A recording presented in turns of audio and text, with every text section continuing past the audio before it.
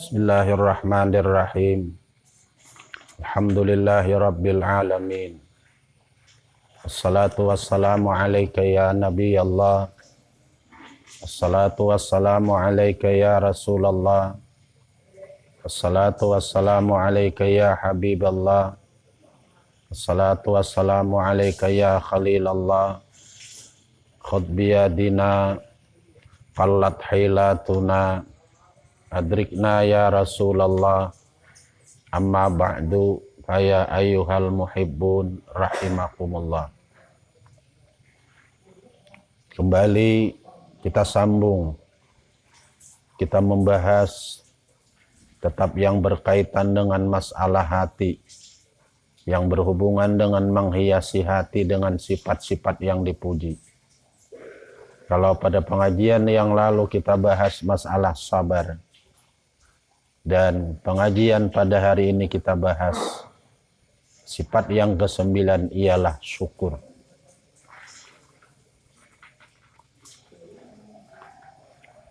Tidak sempurna iman seseorang kalau hidup di dunia ini hanya di atas, tidak pernah dia di bawah, atau di bawah, tidak pernah dia di atas.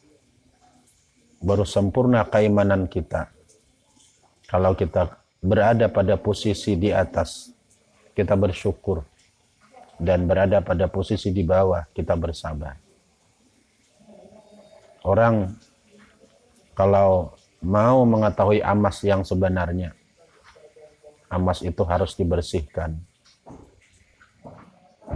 dipilah mana aslinya, mana tembaganya. Orang kalau hendak bikin gagaman, bikin lading, bikin parang yang benar-benar bisa dipergunakan yang sebenarnya, parang itu harus rela, besi itu harus rela dibakar. Kemudian tahapannya dipukul. Kemudian tahapannya lagi sudah dipukul, dibaikakan.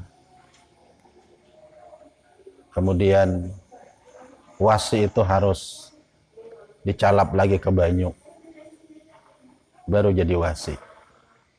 Begitulah manusia. Kalau hendak menjadi mukmin sejati, kita harus rela dijadikan seperti wasi, dipukul, dibakar, dibaikakan, direndam ke banyu, baru jadi manusia, baru jadi hamba. Tidak mudah untuk mendapatkan gelar hamba, tidak mudah untuk mendapatkan ridanya Allah. Nabi saja ketika beliau hijrah ke Madinah, 64 kali peperangan yang dilaksanakan oleh Nabi dengan para sahabat, besar dan kecil, semuanya adalah untuk mendapatkan gelar hamba yang sejati, mukmin yang sejati, mukmin yang sempurna. Bahkan dalam Al-Quran kita diajarkan oleh Allah.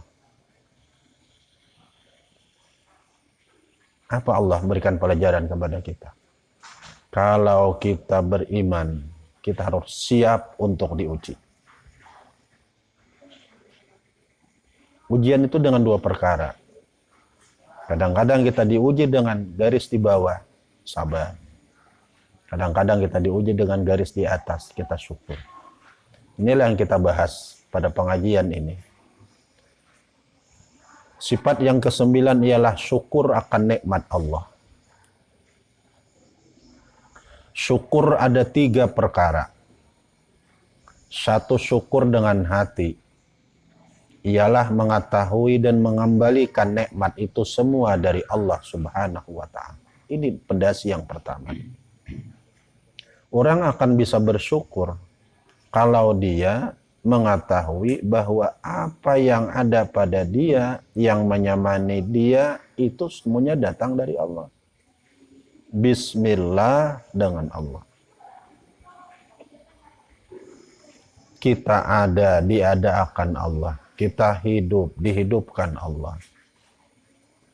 Kita panjang umur, kita punya pendengaran, kita punya penglihatan, kita punya rizki, kita punya anak bini, kita punya harta benda, kita punya pakaian, kita punya kendaraan, kita punya segala-galanya. Harus kita kembalikan, itu semuanya datang dari Allah.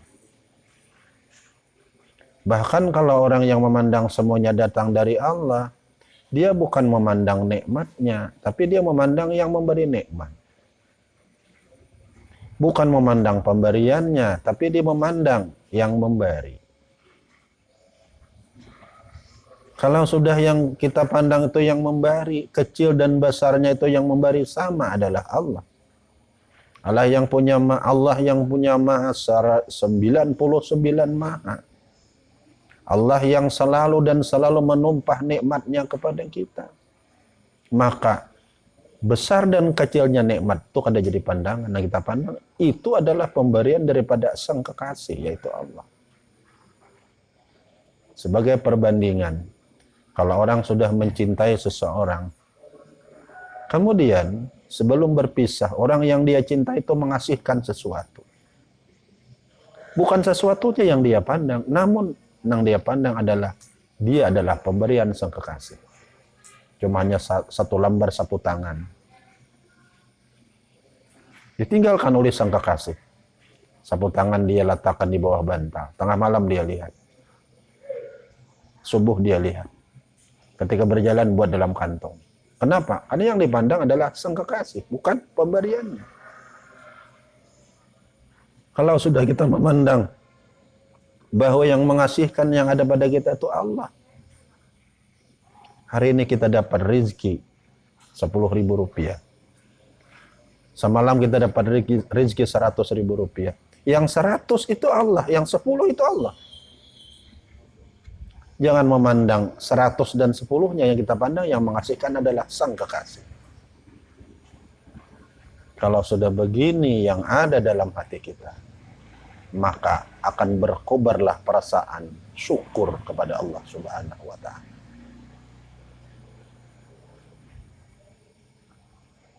Jangan pernah kita menganggap kecilnya sebuah nikmat. Karena barangkali kecil itu yang bermanfaat kepada kita. Jangan kita menyepelekan nikmat. Barangkali yang sepilih itu jadi besar nilainya kepada kita. Pandanglah yang memberi. Jangan memandang pemberiannya. Pandanglah Sang Kekasih. Jangan memandang apa yang dikasihkan. Sang Kekasih kita adalah Allah. Itu yang pertama. Yang kedua, syukur dengan lidah. Dengan cara mengucap Alhamdulillah. Ini yang kedua sesudah yang pertama. Apa yang pertama? Sesudah kita menyadari bahwa semua yang ada pada kita adalah dari Allah Sang Kekasih. Pada ketika kita memandang itu dari Sang Kekasih, dari Allah yang segala-galanya kepada kita, maka akan mudah di mulut Alhamdulillah. Itulah syukur. Kata-kata Alhamdulillah itu berasal daripada Bismillah. Dengan Allah. Apabila kita mengembalikan segala-galanya itu dengan Allah, maka akan mudah Alhamdulillah. Dan ketahuilah, wahai saudara dan saudariku dimanapun berada, setiap yang datang dari Allah itu pasti terbaik. Itu hanya kita berbaik sangka kepada Allah. Setiap yang datang dari Allah itu terbaik. Bila sudah terbaik, maka mulut kita jangan lupa mengucapkan Alhamdulillah.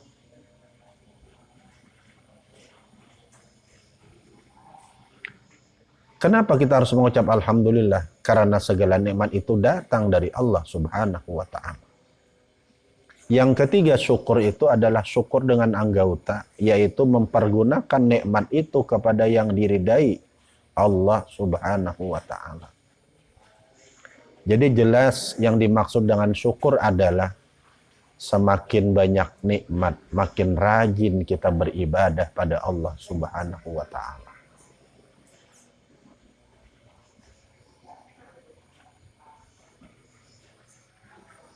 Ketika kita punya toko sebuah, kita masih bisa menghadiri salat berjamaah, kita masih bisa hadir ke pengajian. Kemudian seiring berjalannya waktu ditambah oleh Allah sebuah lagi, makin bertambah kita, makin rajin kita hadir ke majelis pengajian, makin rajin kita baca Quran. Itu berarti syukur. Sebelum jabatan kita tinggi, kita aktif ke pengajian, aktif salat berjamaah, aktif baca Quran. Dinaikkan jabatan kita, makin bertambah kita beribadah kepada Allah. Itu syukur. Tapi sebaliknya, ketika kita punya pahumaan 5 burungan bahuma, masih kawa kita bulik asar kada sampat kamagripan, masih kawa kita berjamaah sembahyang maghrib. Tetapi ketika kita bahuma sudah 10 burungan, buliknya kita imbah maghrib, ada sawat kita sembahyang berjamaah sembahyang maghrib, isya pun kalapahan, subuh pun kalapahan. Berarti kita kafir nikmat yang diberikan oleh Tuhan. Kiasa lagi nang lain.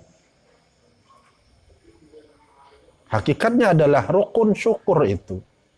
Makin bertambah nikmat, makin dekat kita dengan Allah. Tetapi makin bertambah nikmat, makin jauh kita dengan Allah, berarti kita kufur nikmat. Kita akan diancam.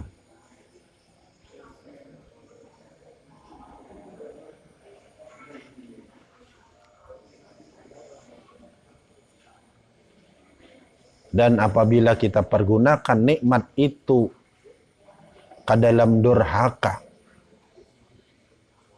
artinya kita pergunakan untuk maksiat, berarti kita kufur akan nikmat Allah dan akan berakibat dicabut nikmat di dunia dan di akhirat akan mendapat azab yang amat pedih. Hati-hati kita. Hati-hati. Allah berikan nikmat kepada kita bukan gratis. Summa latus'alunna yauma idzin 'anin na'im. Kita akan ditanya terhadap satu nikmat yang paling kecil. Satu teguk air dingin yang kita minum di tengah hari yang panas. Itu akan kita pertanggungjawabkan nanti di sisi Allah Subhanahu wa Ta'ala. Summa latus'alunna yauma idzin 'anin na'im. Kemudian kamu akan ditanya pada hari kiamat tentang naim. Apa naim? Satu teguk air dingin yang kita minum di tengah hari. Itu akan kita pertanggungjawabkan di sisi Allah Subhanahu wa Ta'ala. Di mana kita baulih, kemana kita menggunakan. Apalagi duit sampai 1.000 rupiah. Apalagi pakaian, apalagi kopiah, apalagi kendaraan, apalagi sepatu, apalagi sandal, apalagi rumah. Kita akan bertanggung jawab di sisi Allah Subhanahu wa Ta'ala. Kalau masalah harta ini berat, 2 pertanyaannya. Di mana baulih, ke mana menggunakan. Itu harta, berat. Makanya ujian arwah guru Saman, Marina abah guru sakumpul, aku nyaman aja jadi namun takon di Tuhan kena hari kiamat. Man di mana ikan boleh duit diberi orang. Kemana menggunakan ulun beriakan pulang, selesai. baulih diberi orang, amplok bahambur. Menggunakan ulun beriakan pulang ka Darussalam, selesai ulun. Ini harta nih. Baulih di mana, menggunakan ke mana. Kalau panurih mungkin akan menjawab, baulih ulun menurih. Gatanya diturih amun siapa? Nah halal nah kada. Amun halal syukur tanaman seorang. Menggunakan ke mana? Pewarakan ke beres, agan anak bini. Tenaganya untuk ibadah. Nyaman. Tapi kalau sudah, di mana tahu leh? Permainan. Hancur kena muhain. Mana boleh? Riba. Hancur muhain. Mana boleh? Menipu orang. Hancur muhain. Mana menggunakan? Kalau sudah nengah itu bisa menggunakan menyewa karaoke, habislah hancur tubuh kita. Hati-hati wahai manusia. Hati-hati wahai manusia. Hari kiamat kita tidak bisa mengilak di hadapan Rabbul Jalil, di hadapan Tuhan yang sangat-sangat teliti, Tuhan yang sangat ganas akan bertanya kepada kita, di mana ikam boleh duit, kemana ikam menggunakan. Kalau umur, kemana ikam menghabiskan. Kalau masa muda, kemana ikam menggunakan. Kalau ilmu, kemana ikam mengamalkan. Kita akan ditanya oleh Allah Subhanahu wa Ta'ala. Hati-hati, hati-hati. Mari kita berusaha yang halal. Sesudah itu, pergunakanlah hasil usaha kepada yang diridai oleh Allah Subhanahu wa Ta'ala. Supaya kita ketika hari kiamat ditanya di mana baulih harta yang halal, usaha yang halal, kemana gunakan untuk ibadah kepadamu ya Allah. Jangan lupa, setiap nikmat kembalikan, itu datangnya dari Allah. Yang kedua, ucapkan di lidah alhamdulillah. Yang ketiga, pergunakan nikmat itu ke jalan yang diridai oleh Allah Subhanahu wa Ta'ala. Supaya kita akan punya resiko terhadap nikmat yang diberikan Tuhan kepada kita. Nikmat Tuhan tidak gratis. Semuanya akan dipertanggungjawabkan di sisi Allah pada hari kiamat. Allah berfirman, Wa id ta'adzana rabbukum la in syakartum la'azidannakum wa la in kafartum inna adzabi lasyadid. Jika kamu syukur akan nikmatku, akan aku tambah nikmatku. Dan jika kamu kufur akan nikmatku, ku cabut nikmatku. Dan di akhirat akan ku ajab kamu. Kufur nikmat, di dunia akan dicabut. Minim berkahnya dicabut sama Allah. Jangan terperdaya dengan orang-orang yang kaya. Kekayaannya dipergunakan untuk maksiat kepada Allah, tapi kekayaannya bertambah. Jangan terperdaya. Berkatnya makin maksiat makin dicabut, makin maksiat makin dicabut. Dengan menggunakan harta kepada kemaksiatan, itu buktinya berkah dicabut. Harta yang berberkah adalah harta yang dipergunakan untuk taat, ibadah. Tetapi harta yang dicabut berkatnya adalah harta yang dipergunakan untuk durhaka. Jabatan yang dicabut berkatnya adalah jabatan yang dipergunakan untuk durhaka. Umur yang dicabut berkahnya adalah umur yang dipergunakan kepada maksiat. Umur yang berberkah adalah umur yang dipergunakan untuk ibadah. Harta yang dipergunakan untuk ibadah. Jabatan yang dipergunakan untuk ibadah. Jadikanlah semua yang kita miliki alat untuk beribadah kepada Allah Subhanahu wa Ta'ala. Orang yang paling mulia di sisi Allah bukan orang yang paling bungas, bukan orang yang paling sugih, bukan orang yang paling tinggi jabatan. Orang yang mulia di sisi Allah adalah orang yang paling takwa di antara kita.